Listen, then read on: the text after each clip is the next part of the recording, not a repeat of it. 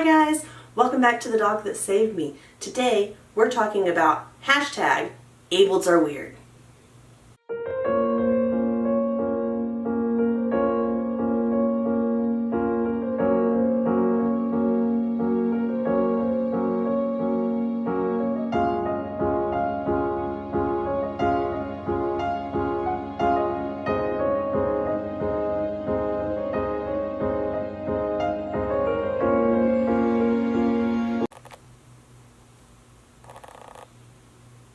So, if you haven't heard of Ableds are weird, it was started by this lovely lady right here.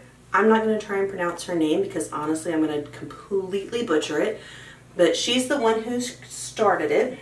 She started it on Twitter, and the purpose of hashtag Ableds are weird is for disabled people of all kinds to share their experiences where they were either discriminated against, asked really outlandish questions by the abled people around them.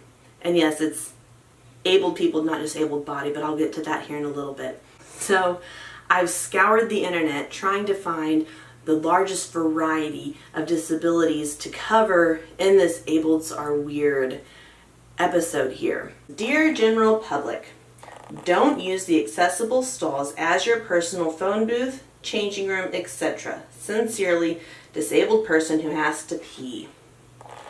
I relate to that on such a personal level. When I take my service dog Alfie with me, it's really hard to go to the bathroom if someone else is in that stall. I understand if you're disabled, I understand if you have small children, it's really hard to get in the stalls with small children as well.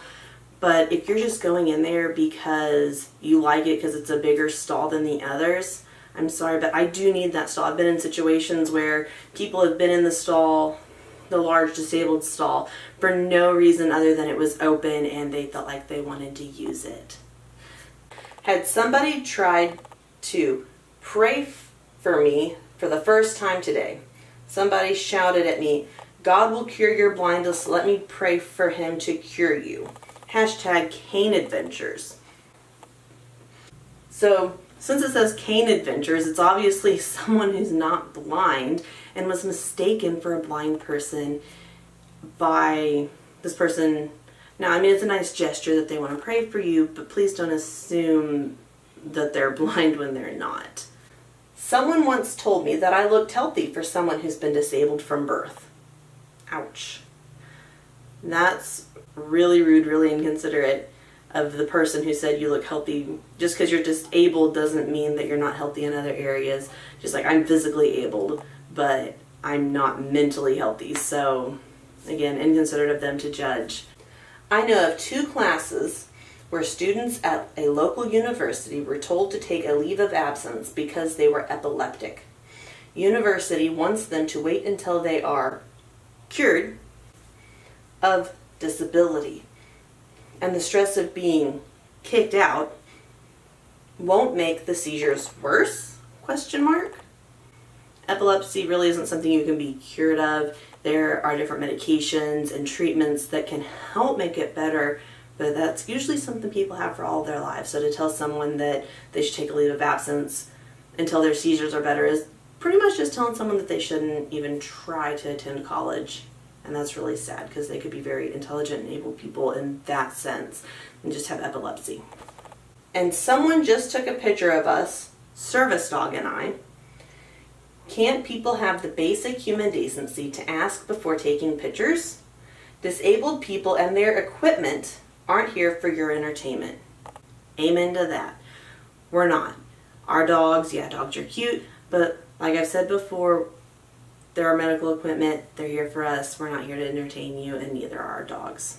This one really hits home because I am so sick and tired of seeing this one over and over and over and over again.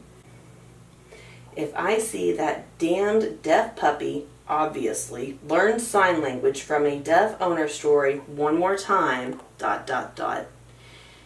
Just because we have a disability and an animal has a disability doesn't mean we can't coexist and have pretty much normal lives. A complete stranger noticed my hearing aids on the subway. Then they proceeded to refer to me as a deaf dyke until I turned around and informed them that in most cases, hearing aids mean I can hear you.